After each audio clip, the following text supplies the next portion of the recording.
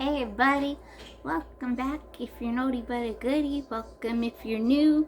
Welcome if you had no idea what was going on but you thought you'd check it out anyways.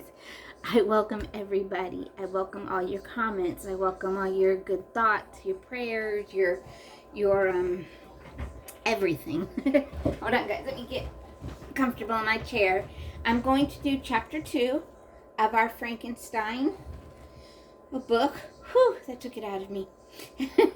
That took it out of me. So when we left off in chapter 1, he was writing to his sister. He was on a boat, and they had gotten I'm just going to read the very, very end of chapter 1, just to kind of remind us. So they had taken on a stranger that they had found. And he said at the end, I'm going to read the last page. It says, "Dear Margaret," remember that's his sister that he keeps writing to. "Yesterday the stranger said to me, 'You seek knowledge and wisdom, as I once did. I hope that your desires may not be a serpent to sting you, as mine have been. I had hoped that my story would die with me. Yet when I think that you may be on the same course, exposing yourself to the same dangers that have destroyed me, I am driven to share this tale with you. R.W." And then the next thing it says, "Here is the story how Victor Frankenstein became the haunted figure that Robert Walton saved from the drowning in the frigid seas. Told to and recorded by Walton. These words reproduce as nearly as possible those of Frankenstein himself." So remember, Frankenstein is actually the doctor. And the monster, even though people call him Frankenstein, he's actually the monster. That's his name, is the monster. I don't know why I have such a deep connection to the monster and the bride. I've never watched the movies. I've never read the book, except now I'm reading it with you guys. But for some reason, I feel for them. I don't know why. So we're going to start chapter 2. The Frankenstein family history. And remember, this is in Frankenstein's words to Robert Walton, who's the gentleman he keeps writing to his sister. Okay, so. "My place of birth is Geneva, Switzerland. My ancestors have held many public offices and were trusted public servants. My father continued to follow in his lineage and was known by his loyalty and honor. His dedication to his career delayed his marriage until later in life. A dear friend of my father's was a merchant named Beaufort. He fell upon hard times. After paying his debts, Beaufort left Geneva and his past, settling with his daughter Caroline in the town of Lucrene. Lucerne. I'm going to say Lucrene. That's how I see it. My father loved Beaufort and was deeply grieved by his friend's circumstance. Hold on, let me make sure I got it right. Circumstance. So he offered to provide the means for his friend to reestablish himself. After searching for nearly a year, he discovered Beaufort's house. Beaufort had saved only a very small sum of money from the wreck of his fortunes, but it was significant to provide for him and his daughter for some months. He hoped to find employment in a merchant's house, but while he was idle, his misfortune played upon his mind and drew all the strength from his body." So here is a picture of Beaufort and his daughter, Caroline. His daughter cared for his every need, but she saw that their money would soon run out. Caroline was strong and courageous, and she found some work to provide a meager substance. Despite Caroline's valiant efforts, Beaufort grew worse. She was forced to spend more time caring for him, leaving little time to work. Before long he died, and she was left alone. Just then my father entered the house. He took Caroline back to Geneva and put her in the care of a relative. Although he was much older than she was, 2 years later they married. They cherished each other, and my father took great care to attend to all of her needs and wishes. Since her health had suffered during her father's exile, my father thought that the pleasant climate of Italy and the change of scenery would restore her. From Italy, they visited Germany and France. I was born in Naples, and as an infant, accompanied them in their travels. For several years, I had them all to myself, and they showered me with devotion, love, and lessons of patience and clarity and discipline. When I was 5 years old, we spent a week near Lake Como. While there, my parents often visited the cottages of the peasants and attended to many of their needs. One day, when my father had gone by himself to Milan, my mother and I visited a poor family with 5 hungry children. One of the children stood out. She had golden hair, blue eyes, and the sweetest face. Her parents had died, leaving her a penniless orphan. This girl captured my parents' hearts.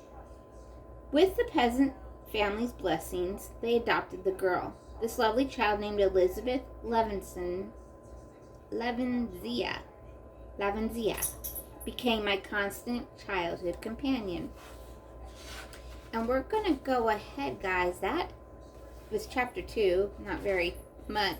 So we're going to go ahead and do chapter 3, which is called The Golden Age of Childhood.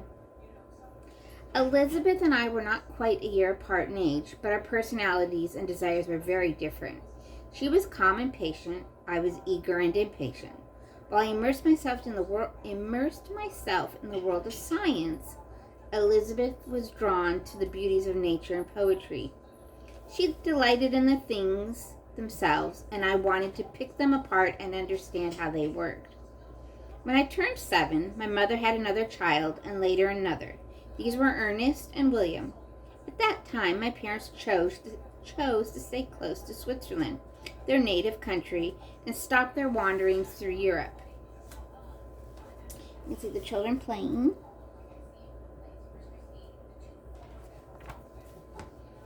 We had a home in Geneva, but lived most of the year in a house on the eastern shore of Lake Bellerive. My close tie with Elizabeth and my natural bent for seclusion kept me isolated from most of my schoolfellows. I did find one true friend in Henry Clerval, the son of the Geneva's merchant. Henry longed to follow in the footsteps of the medieval knights of old. With the friendship of Elizabeth and Henry and the wise and loving protection of my parents, I had a wonderful childhood. When I was 13, we visited Thion. One day, bad weather confined us to the inn. In the library, I came upon the works of Cornelius Agrippa, an alchemist. His theories were very exciting and interesting to me. But when I showed the books to my father, he said, "My dear Victor, do not waste your time. It is all fantasy." But I continued to read with great attention. When I returned home, I acquired all of Agrippa's available works, and those led me to Perculius and Albertus Magnus. I'm so sorry, guys. I studied the wild fancies of these writers with delight. My opinion of the giants of modern science sunk, and I took these alchemists' word as truth. Wealth meant nothing to me, but I began to dream of the fame I could receive if I could banish disease and discover the source of health and life.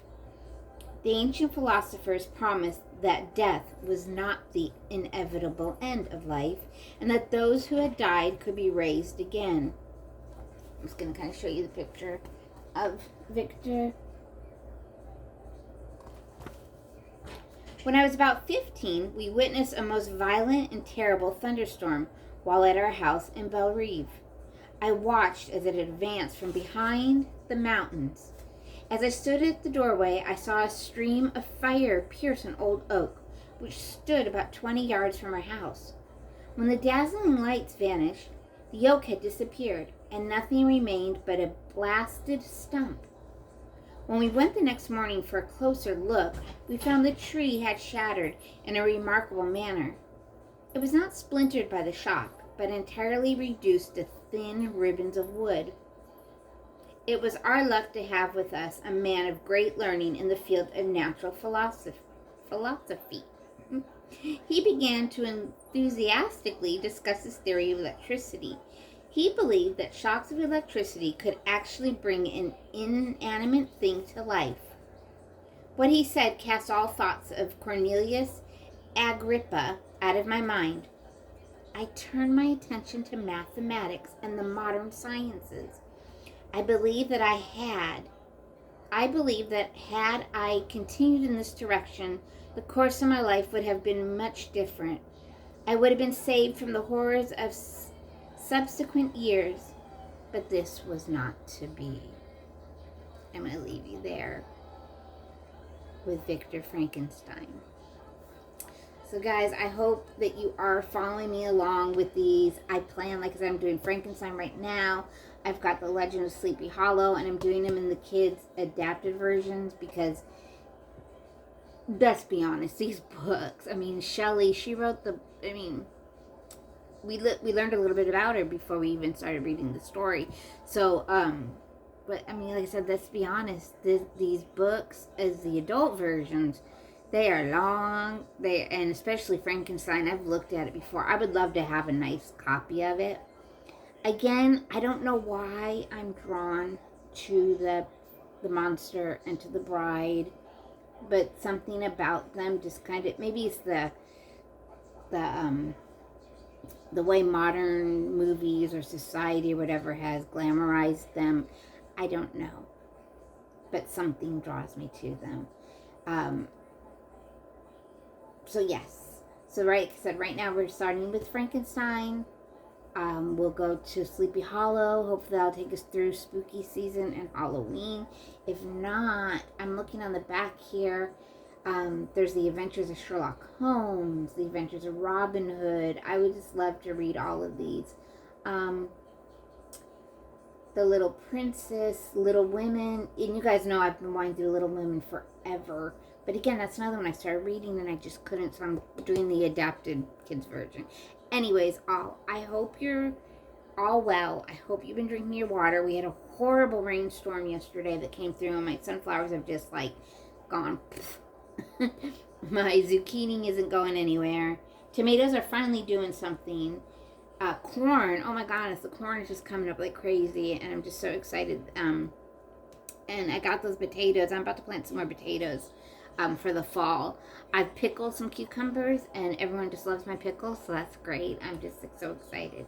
So that's just kind of a quick little update on me. Health-wise, I'll do another whip and chat, guys, on my diamond painting. I am being drawn. The dolls are calling me, so there will be some doll videos coming up. I promise, guys, I have not abandoned my dolls.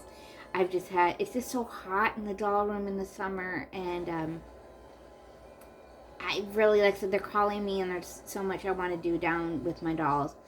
I don't see myself, everyone's been asking me about the new dolls. Like I said, I've been kind of out of the doll loop. I've seen a few things about the like Disney dolls. I don't know why they did that. Are they trying to compete with Illy dolls? Maybe they could be. Could they just put out the outfits? I think they could have. I don't think they needed to do. Someone told me the dolls are $300 a piece. I don't think they needed collector American Girl dolls in Disney princess such dolls. Let me know what you guys think down in the comments. If you have a favorite monster that you're drawn to, classic monster like Frankenstein, Dracula, the Swamp Thing, the Mummy, the Invisible Man, Wolfman. If there's one you guys are drawn to, let me know down in the comments. I would love to know. Even if it's the creepy ladies. We've got Elvira, we've got Lily Munster, you've got Morticia Adams. We should do, that's something I think I'll do, a history of Morticia. Maybe I'll do a stop motion, the history of Morticia Adams. We'll see. Or the history of the Ghoulie Girls. That would be cool. Anyways, guys, I do have a thing on Ruth, the founder of Barbie, I did some research and I compared her to Pleasant Rolling. So it's kind of interesting to see how alike these two women were in certain aspects of their field. So guys, again, thank you so much for understanding, sticking with me. I can't believe we're over 600. I would love to hit that 1,000 mark by the end of the year, but I'm not going to. If we do, we do. If we don't, we don't. It's not that big of a deal. Guys, enjoy yourself. Be kind to yourself. Be kind to others. Take care of yourself. Self-care is so important. Whether it's taking a walk, working in a garden, smelling the flowers, do you. I love you. I care about you. And you are awesome. I'll see you on the flip side. Let me know your favorite monster. Bye, all.